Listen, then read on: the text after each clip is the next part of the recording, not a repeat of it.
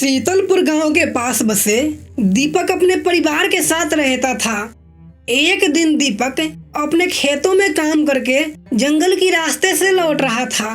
तभी उसे एक आवाज सुनाई दी, बचाओ बचाओ, अरे कोई है, मुझे बचाओ, नहीं तो शेर मुझे मार डालेगा। दीपक ने देखा कि एक घायल बंदर मदद मांग रहा। अरे भाई मेरा मदद करो, नहीं तो मैं जिंदा नहीं बच पाऊंगा। अरे तुम तो अति घायल हो, आखिर तुम्हारे साथ हुआ क्या है? अरे भाई क्या कहूँ, मैं अपने माता पिता और बहन के साथ खेल रहा था, तभी एक शेर की झुंड आया। मेरे माता पिता को छोड़ो, उसने तो मेरे पूरे खानदान को ही खत्म कर दिया। किसी भी तरह भागते भागते मैं यहाँ तक आया, अब मुझसे चला नहीं जा रहा, बहुत घायल हो चुका हूँ। अब तुम फिक्र मत कर, चल मेरे घर, मैं तुम्हारा इलाज भी करा दूंगा और तुम्हारा सहारा भी दूंगा। दीपक ने अपने साथ बंदर को लेकर घर आया। मोना अपने पति के कंधों पर बैठे बंदर को देख बोल उठी, अरे ये बंदर को अपने साथ क्यों लेकर आए?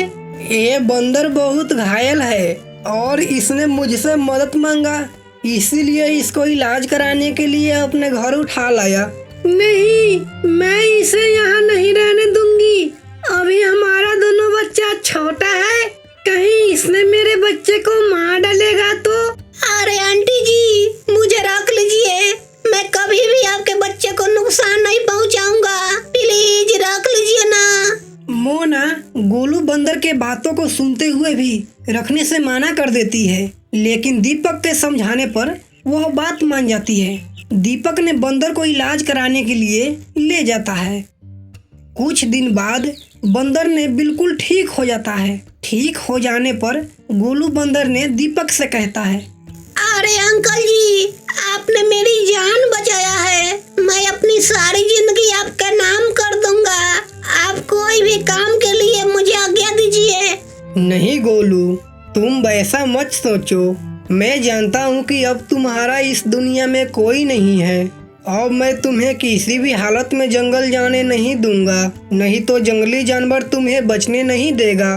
दीपक और गोलू बंदर एक दूसरे से बात कर ही रहा था, तभी मोना आई। इसे जंगली जानवर से बचाने की आपको ज्यादा फिक्र है और अपने दोनों बच्चे को इस बंदर से बचाने की थोड़ा सा भी फिक्र नहीं। मोना, हमने इस गोलू बंदर की जान बचाई है, ना कि इसे मैं जबरदस्ती उठा लाया। हमें इस पे विश्वास है, हमारे बच्चे को ये कभी नुकसान नहीं पहुंचाएगा। नहीं, मुझे ऐसे बंदरों पर भरोसा नहीं।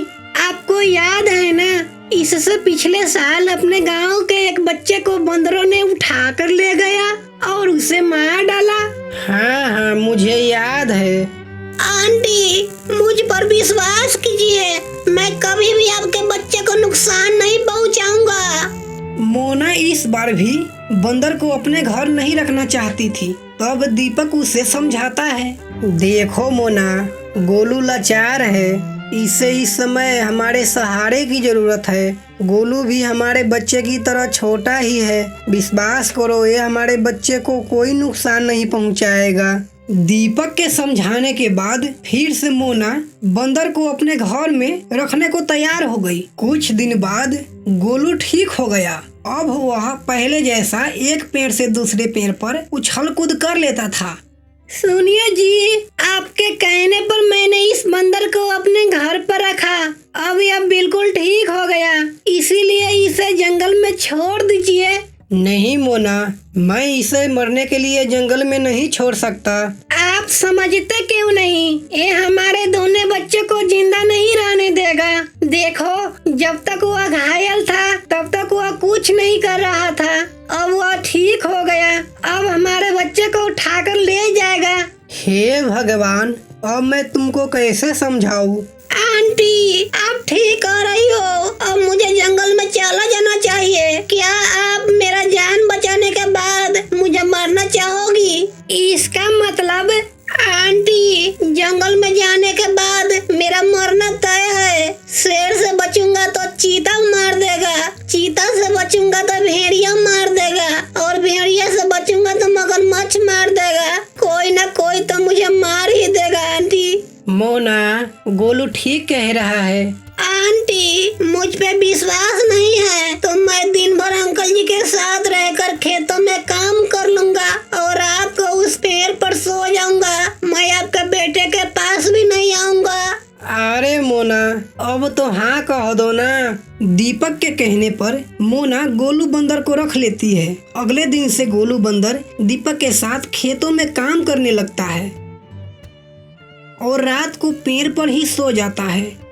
सुबह में गोलू बंदर की नींद खुलता है तो देखता है कि नीचे दो और बंदर खड़ा है। तब गोलू नीचे आता है। भाई, मेरा नाम अबू है। और मेरा नाम पप्पू है। तुम्हारा नाम क्या है? मेरा नाम गोलू है और मैं यहीं रहता हूँ। गोलू, अब तो और मजा आएगा। हम तीनों मिलकर केला खाएंगे। तीनों मिलकर केला खाएंगे? मैं कुछ समझा नहीं। भाई, इस घर के मालकिन है ना, वो अपने बच्चे के पास रोज केला रखती है और वो केला हम दोनों खा जाते हैं। खबरदार, आज से मेरे मालकिन के बच्चों को केला खाया तो मुझसे बुरा कोई नहीं होगा।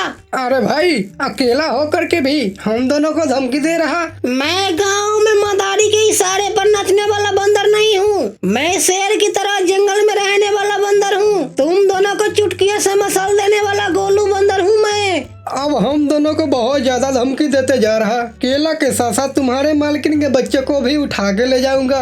तुम दोनों का जान प्यारी है तो यहाँ से निकल जा। भाई, ये चुप नहीं रहा। वास्तव में जंगली बंदर है। चल यहाँ से निकल चलते हैं।